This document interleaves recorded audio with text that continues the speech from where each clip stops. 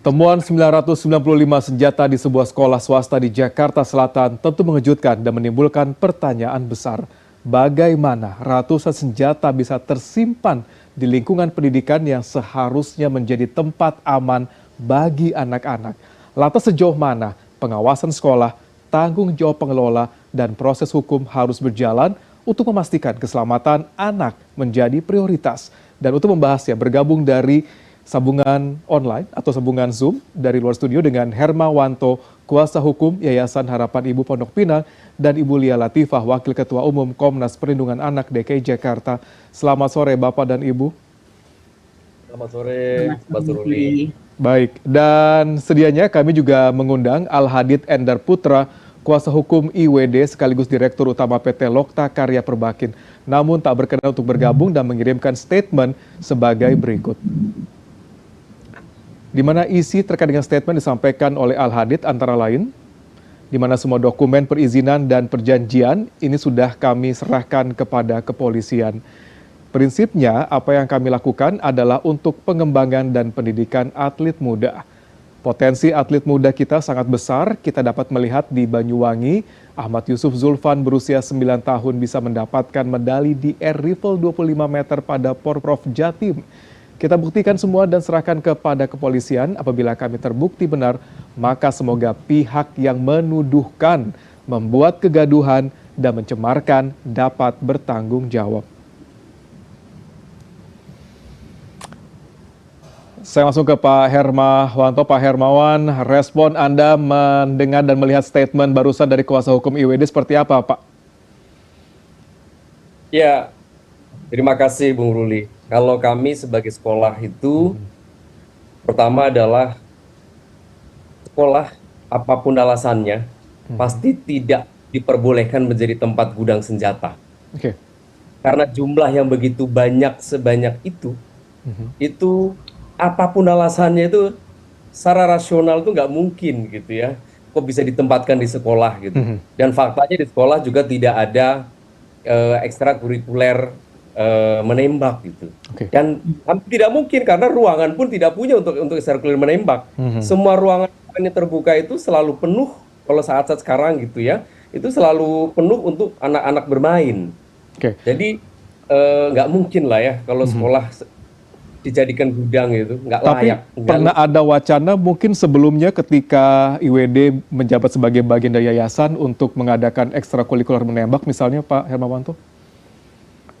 Ya, sampai hari ini kami itu sudah bertanya kepada para guru yang sudah lama bekerja di sekolah. Jawabannya cuma satu, tidak pernah ada ekstrakurikuler menembak. Jadi itu jawabannya. Baik, sebelum saya ke Ibu Lia, Pak Hermawanto, ini kan 900 lebih pucuk senjata airsoft gun dan senjata api tersebut dinyatakan legal oleh bahkan juga dikatakan untuk ekstrakurikuler. Proses untuk membawa dan menyimpan ke ruangan tersebut pastinya kan juga butuh effort Pak gitu. Pasti ada kotak-kotak yang cukup besar dan beberapa buah gitu untuk dimasukkan ke dalam lingkungan sekolah. Apakah ada informasi dari pihak guru misalnya ataupun juga pengawas atau pengelola yayasan terkait dengan hal tersebut? Terima kasih. Jadi kami ini pengurus baru. Gitu ya. Kami pengurus baru dan kami baru masuk itu pada tanggal 18 bulan April tahun 2026 ketika kami masuk gitu. Ketika kami masuk kemudian kami mengambil alih sekolah gitu ya. Dan kemudian kami membutuhkan ruangan gitu. Disitulah kami baru mengetahui seperti tadi yang disampaikan oleh pihak Polda Metro Jaya. Prosesnya seperti itu. Jadi sebelumnya kami tidak tahu apa-apa. Bahkan recorder CCTV pun sebenarnya dibawa pergi oleh mereka. Berarti terkait dengan yayasan baru dan yayasan yang lama, apakah ada koordinasi terkait dengan misalnya pengambil alihan ataupun juga hal-hal terkait dengan hal tersebut sebelumnya, Pak Hermawanto? Jadi kami ini kan mengambil alih yayasan yang sudah dikuasai selama 15 tahun. Gitu ceritanya. Jadi ketika kami mengambil alih, kami ingin kembalikan kepada marwah pendiriannya, gitu karena kami menemukan data-data, kecurigaan-kecurigaan, dugaan-dugaan yang sangat banyak pada penyalahgunaan penggunaan senjata, pada penyalahgunaan pengelolaan sekolah pengelolaan yayasan, termasuk ternyata ditemukanlah ada senjata, penyalahgunaan pengelolaan sekolah untuk gudang senjata. Ini membuktikan bahwa cita-cita misi pendirian sekolah itu telah disalahgunakan oleh ketua lama yang kami berhentikan. Apakah berdasarkan penyelidikan pengamatan Anda bekerja sama, berkomunikasi, berkoordinasi antara pihak yayasan sekarang dan yang mungkin sempat ada juga koordinasi komunikasi dengan yayasan yang dulu, sempat memang mengetahui yayasan dulu bahwa akan ada eskul menembak dan ada transfer ataupun distribusi senjata seperti ini sebelumnya? Apakah ada sempat obrolan seperti itu, Pak? Tidak ada. Tidak ada komunikasi apapun. Bahkan para guru yang sebagai pengampu program pendidikan di sekolah itu pun tidak pernah tahu ada rencana ekstrakurikuler. Itu seperti. Jadi dari ekstrakurikuler untuk menembak ya khususnya, karena memang tidak lazim. Kalaupun ada misalnya, apakah mungkin butuh sampai hampir 1.000 senjata? Aneh sekali. Baik. Saya langsung ke Bu Lia. Bu Lia, dari Komnas gimana Anda melihatnya, Bu Lia? Ternyata ada disampaikan bahwa ratusan, hampir 1.000 pucuk senjata tersebut untuk eskul menembak. Anda melihatnya seperti apa dari Komnas? Ya, pastinya kita juga melihat dari sisi Komnas Perlindungan Anak sungguh sangat prihatin.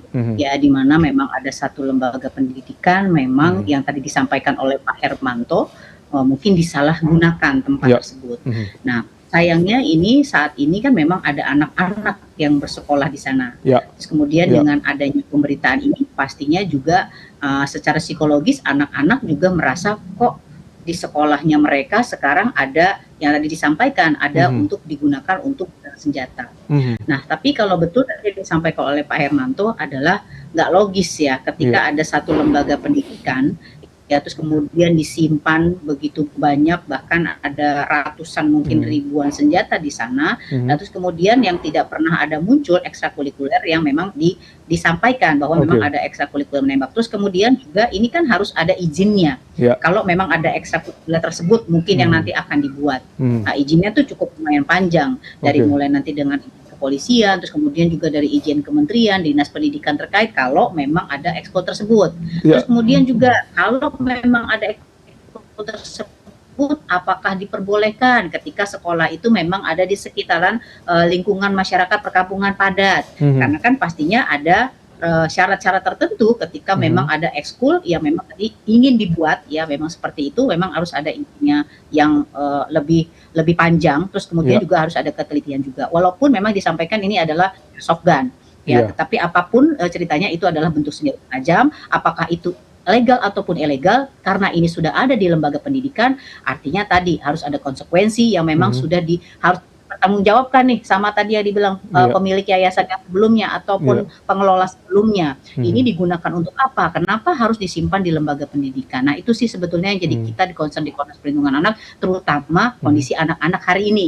Ya, ketika mereka tahu sekolahnya memang hari ini disalahgunakan oleh oknum, nah apa hari ini yang dirasakan oleh anak-anak yang ada di sekolah tersebut? Anda membacanya seperti apa, Bu Lia? Psikologis dari anak-anak yang mengetahui bahwa tempat mereka belajar menimba ilmu ternyata ditemukan hampir 1.000 pucuk senjata di sana, meskipun itu airsoft gun dan memang mungkin diklaim sebelumnya untuk ekstrakurikuler. Dan bagaimana orang tua melihat hal tersebut?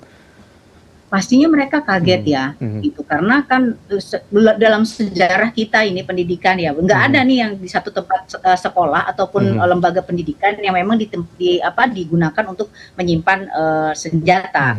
Pastinya orang-orang tua kaget, terus kemudian lalu bagaimana dengan anak-anak hari ini? Pandangan masyarakat terhadap sekolah ini seperti apa? Nah makanya dengan adanya tadi ada pembelaan dari Pak Hermanto, ada counter dari pihak kepolisian, itu juga yang nanti akan membuat anak-anak bahwa mereka tidak tahu menahu bahwa tidak salah mereka sekolah di sana, tetapi tempat mereka memang digunakan oleh oknum untuk menyimpan senjata. Jadi secara tadi disampaikan oleh Pak Hermanto, guru-guru tidak tahu, yang sudah mengajar di sana juga tidak tahu bagaimana proses pemindahannya. Tadi mungkin juga ada ruang-ruang tertentu yang tidak boleh dibuka. Kan kalau kita misalnya guru, terus kemudian ada pemilik lembaga atau yayasan, ketika dipesankan nggak boleh ya masuk ke ruang sana, di sana tidak boleh dibuka, itu kuncinya tidak boleh dibuka, pasti juga kita akan mengikuti arahan dari yang pemilik yayasan, walaupun pasti ada rasa penasaran gitu ya. Nah mungkin dengan pengalihan sekarang dengan yayasan yang baru, akhirnya terbongkar seperti yang tadi disampaikan oleh Pak Hermanto. Baik, Pak Hermawanto, kalau kita boleh membuat kasus menjadi lebih clear lagi gitu. Apakah Anda menduga bahwa ada mungkin seseorang atau oknum yang juga memiliki kunci terkait dengan ruangan menyimpan senjata tersebut? Apakah Anda menduga ada arah ke sana, misalnya Pak Hermawanto? Ataukah memang kunci tersebut dimiliki oleh mantan Ketua Yayasan dulu, Pak IWDE ini? Ya, jadi sepengetahuan kami, kunci-kunci itu memang dibawa oleh Pak IWD dan rekan-rekannya, gitu ya, termasuk pada saat tanggal 10 itu kan yang hadir bukan Pak IWD memang, pada tanggal 10 Juli, ketika pertama kita menemukan senjata yang 995 itu, yang hadir adalah stafnya beliau lah, gitu ya. Jadi, tapi yang jelas kami itu selama ini tidak punya akses terhadap ruangan. Sehingga kami meminta baik-baik, tolong ruangannya dibuka, karena kami mau pakai untuk kegiatan belajar mengajar. Mengingat alhamdulillah ruangan siswanya bertambah sekarang, begitu. Sehingga kami butuh ruangan dan akhirnya dibukalah ruangan pertama. Nggak taunya ditemukanlah senjata, ditemukanlah barang-barang yang terlarang gitu. Begitu juga pada tanggal 5 Agustus kemarin, itu juga sama. Kami nggak punya akses terhadap ruangan, sehingga kami meminta bantuan kepada aparat kepolisian Polres Metro Jakarta Selatan untuk membuka ruangan, dan dibukalah ruangan itu oleh aparat kepolisian. Dan bersama-sama kami buka ruangan, ternyata ditemukan kembali. Inilah ruangan yang sekarang ada di video ini. Ini ruangan yang ditemukan baru kemarin pada tanggal 5 Agustus. Itu yang kami sangat prihatin, artinya ini sangat mencederai cita-cita berdirinya yayasan sebagai pusat lembaga pendidikan. Baik, berarti Anda menjamin bahwa tidak ada perwakilan ataupun tidak ada bagian dari yayasan baru ini yang memiliki akses menuju ke ruangan tersebut gitu ya, dan semuanya itu akses dimiliki atau disimpan oleh pihak dari yayasan sebelumnya gitu ya Pak Hermawanto ya? Baik, Bang Ruli. Baik, Pak Hermawanto, ini terkait dengan eskul menembak tersebut gitu. Apakah memang tidak pernah ada misalnya perjanjian atau klausul terkait dengan ataupun juga apapun misalnya berkas yang dimiliki oleh yayasan terdahulu terkait dengan eskul menembak ini, Pak? Karena dibilangnya ada izin di sana, tertera di sana, sudah legal semua di sana. Apakah memang tidak ada berkas sedikit pun yang menyatakan bahwa akan ada proyeksi mengadakan eskul menembak di sana? Ya, kami perlu sampaikan. Jadi ketika ketua itu kami berhentikan, sementara sesuai dengan kewenangan undang-undang yayasan, gitu ya. Itu semua data, semua akses kami terhilang. Data itu semua dibawa. Seperti tadi kami katakan, kunci dibawa, kecuali ruang-ruang kelas.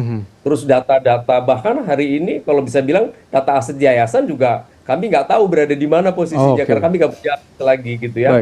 Jadi perjanjian-perjanjian yang disebut itu selama ini kami silahkan buktikan saja kalau memang ada perjanjian-perjanjian seperti itu. Tapi pertanyaannya sederhana, kalaupun ada perjanjian, apakah nggak melanggar hukum menjadikan sekolah itu tempat gudang senjata? Itu poin pertama. Karena perjanjian itu kan ada syaratnya. Salah satunya tidak boleh bertentangan dengan undang-undang, bertentangan dengan hukum. Itu poin yang penting juga. Yang kedua, ada beredar juga nih informasi di publik, misalnya katanya dengan almarhum, yang sudah almarhum, salah satu pendiri dari yayasan. Kami perlu tegaskan, almarhum ini meninggal pada tahun 2022 pada usia 105 tahun. Jadi pada tahun 2018 beliau sudah berada di atas kursi roda. Dan tahun 2020 itu sudah mengalami keterbatasan kemampuan. Jadi hampir tidak mungkin ada perjanjian ekstrakurikuler menembak dengan almarhum yang sudah kondisinya seperti itu. Baik, saya langsung ke Bulia terakhir, betul kita menuju ke azan maghrib, Bulia. Sekolah sempat melakukan belajar daring gitu ya ketika kejadian ini ditemukan gitu, dan pihak kepolisian juga terus memantau dan juga mengupdate informasi tersebut gitu. Dan harapan dari Komnas terkait dengan insiden yang terjadi di sini akan seperti apa ke depannya kira-kira, Bulia, sebagai bentuk upaya pengamanan, mungkin buat psikologis juga gitu buat para siswa dan orang tua di sekolah tersebut, Bulia? Ya, jadi kami juga menyampaikan juga kemarin dengan salah satu guru yang ada di sana bahwa Komnas Perlindungan Anak nanti siap, Pak, Hermanto, untuk mendampingi anak-anak ya. Kita melakukan training terhadap anak-anak ya, terus kemudian apakah ada trauma di sana, apakah ada rasa takut ketika misalnya anak-anak ada di sekolah, terus juga ketika misalnya nanti orang tua memang mereka ada kekhawatiran terhadap anak-anaknya di sekolah, kami dari Komnas Perlindungan Anak nanti siap mendampingi sekolah tersebut agar kiranya kembali pendidikan ataupun pembelajaran di sekolah itu tetap bisa dilakukan tidak daring lagi ya, tetapi bisa dengan secara offline. Jadi tapi yang paling penting adalah kondisi dan situasi di sekolah itu sudah aman, sudah bersih, sudah tidak ada lagi senjata-senjata di sana, dan anak-anak bisa sekolah dengan keadaan tenang dan damai. Begitu. Intinya ada upaya sterilisasi juga dari pihak kepolisian di lingkungan sekolah seperti itu, dan supaya orang tua dan juga anak-anak terutama dan juga ada guru dan semua yang tergabung di dalamnya bisa bekerja, berbelajar dan juga beraktivitas dengan aman di sana. Terima kasih Pak Hermanto, terima kasih boleh sudah bergabung di CNN Indonesia Newsroom sore hari ini. Kita berharap yang terbaik terkait dengan kasus ini. Selamat bertugas kembali. Terima kasih. Selamat sore.